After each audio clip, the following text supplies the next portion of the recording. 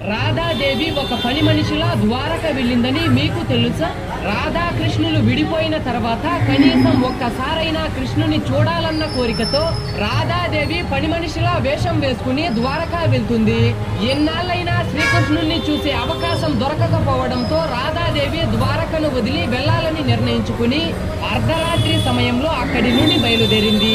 అలా ఒంటరిగా వెళ్తున్న రాధాదేవికి ఎవరో తనని వెంబడిస్తున్నట్టుగా అనిపించి ఒక్కసారిగా వెనక్కి తిరిగి చూడగానే ఎదురుగా శ్రీకృష్ణుడు కనిపించారు.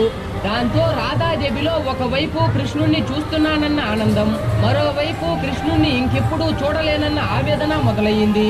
అది గమనించిన శ్రీకృష్ణుడు రాధాదేవిని ఏదైనా వరం కోరుకో అని అంటాడు. శ్రీకృష్ణుడితో శాశ్వతంగా ఉండాలని కోరుకోవడానికి బదులు రాధాదేవి చివరిసారిగా తన కోసం వేణుగానాన్ని వినిపించమని కోరుతుంది. ఒక ప్రత్యేక బాణిలో అంతకుముందు ఎన్నడూ లేనంత మాధుర్యంతో